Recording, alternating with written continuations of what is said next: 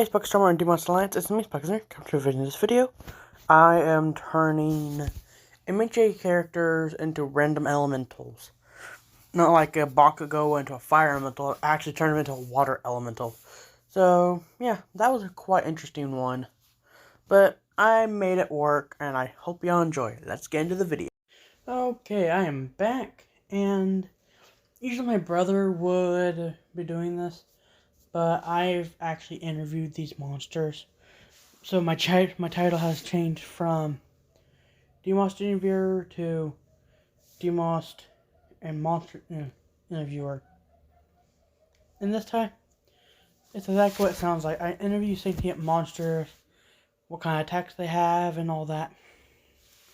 This one, I am looking at a monster that's a water elemental, and it's known as a water bomb. That's its most common name too, water bomb. The reason why is because this water elemental has some pieces of ice around it. Most notably the giant forearms around it, like around the hands, and it goes up to the arms a little bit. On the account that's made of water, it has a weird shape to it. It can flex around and move around easily. And from my interview, I have learned that this water spirit, like all of its kind, is Katsu. Katsu, well, he said that his race is a sub-race of water elementals called water bombs, which I already know that. He said, we have an X over our chest in order to protect our cores, which is where all of our power comes from. And according to my research of elementals, that is true.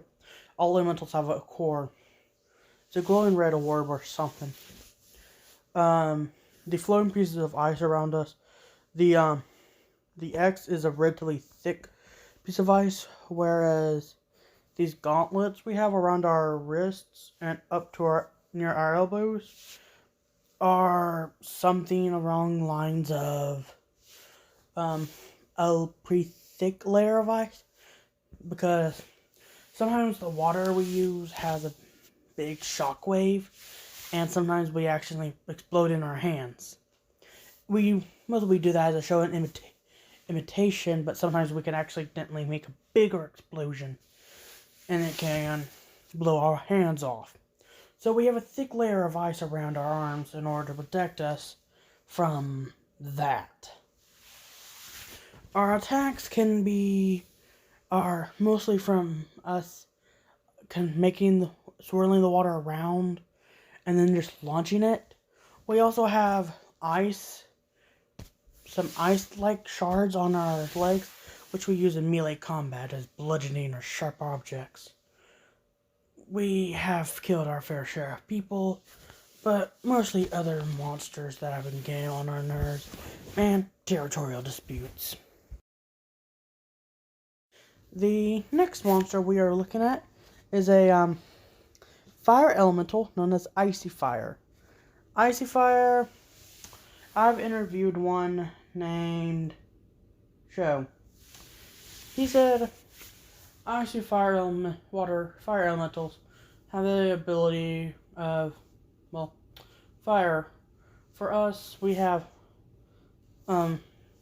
rocks on our chest as the main point of our power, and along with some rocks around the arms, and our palms and our knees and feet are made of rock. Other than that, everything else is made of fire, which will explain our pyrokinetic abilities. But we have this weird ability to where we can lower the temperature to where it can be below freezing, but still be fire. It's a weird magical ability we possess. Our flames are sometimes able to go pure white. If we come in contact with a certain element, sometimes we go pure black. Those guys are extremely rare. That's a subrace called Black Fire of us. And for the record, I might go over that. He also continued stating, we have tremendous power, and we mostly use our abilities to help humans. We sometimes heal them when they're traveling, because we lower our temperatures to where they can heal wounds, which is weird. That's pretty much a thing, except our one patch of our rocks always get blown off somehow, albeit from training, and whether it be from training or an accident, but we always end up losing a chunk of our face mask, which will reveal. And yes, our face is made of rock, but like a mask, it goes from our cheeks up to where our nose should be, and then goes around our head. It's weird, but it's always our left side for some reason. Never figured it out. Do not know why, but we always get more rock on it, but it's always a dark red color. I got mine from my father, the abuse of our soul. Yeah. But the thing about the blue fire, which when thrown can cause freeze burn on enemies, which is quite weird. Sometimes we have the ability to shoot the blue fire and red fire from both parts of our body, and trust me, this is all around a weird ability we have. Let's get to the next one, shall we? Now, this one was a very dense one, which is quite funny on the account that wind elemental named Dense Tornadoes. These guys are little miniature tornadoes, but they have this ability to where, well, this is from the interview, okay? I interviewed a guy named Kiri, and he said that they have an ability that allows them to harden their arms and legs and all around body. In reality, it actually makes their wind a lot darker and more visible. It's already like gray. They can attract like small objects like pencils and just swirls around them, and sometimes leaves. But when this happens, they cause bigger and darker tornadoes. They more or less stay the same size, but makes sense because the faster they swirl, the more dense and more harder they are to break. The only real way my brother figured out how to destroy them. Well, let's switch over to my real quick. These creatures, they're a pain in the arse to get rid of, but I figured out just throw a piece of dynamite in there. Kaboom! Sometimes they are able to float back at me. I'm lucky I always have my protective spells over me. Yeah, my brother. Real thick-headed guy. But all around a good brother. That's all I got from Kiri and my brother. That's all I got for those guys. Let's get to the next one.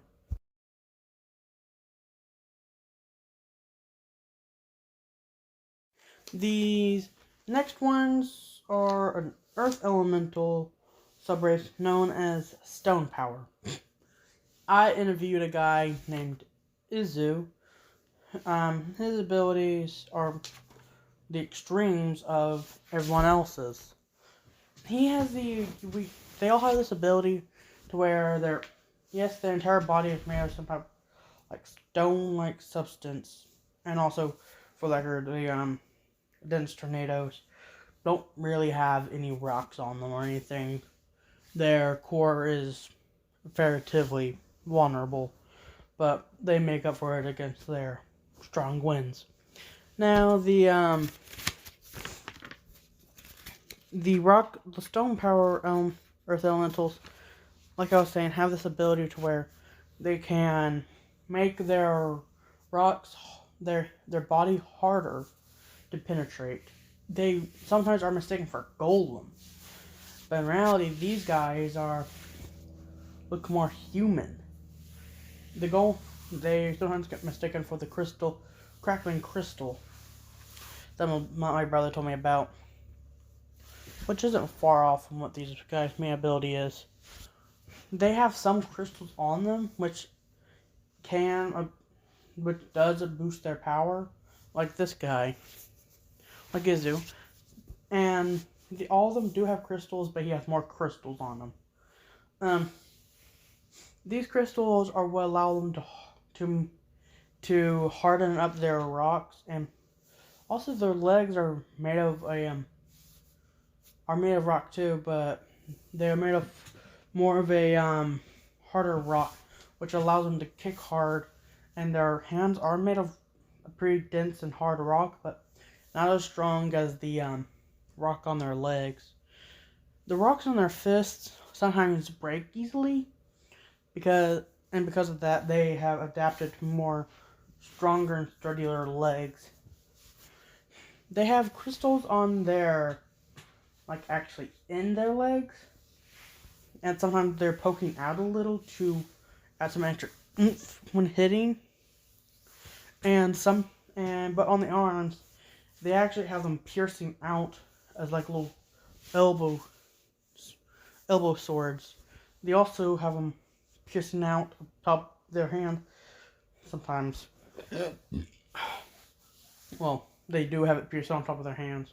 It's a weird one, okay? Now, they get their name mostly from the fact that stone power, so exactly what it sounds like, their cores are extremely durable and extremely tough to break alone themselves. Now, Izu told me about one guy he faced. That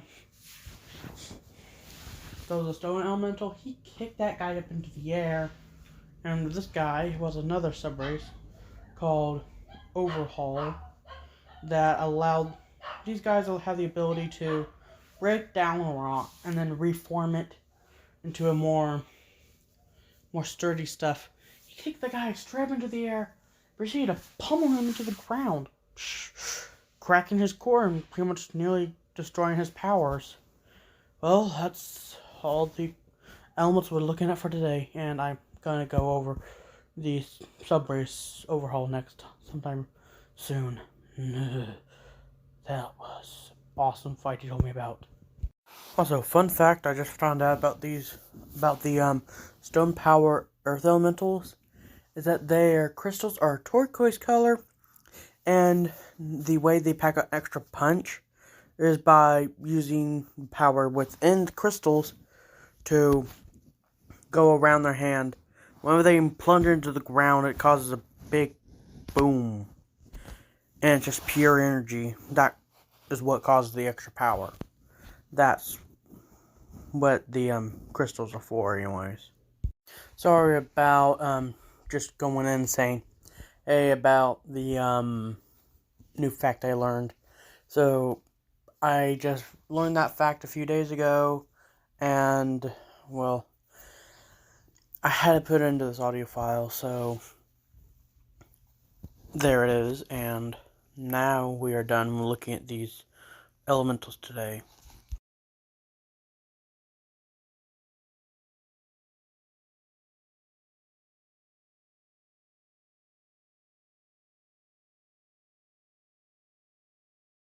Well, I hope you all enjoyed today's video. Well, until next time, subscribe to Adrian's Bookstore or Demons Alliance. Goodbye, and peace out.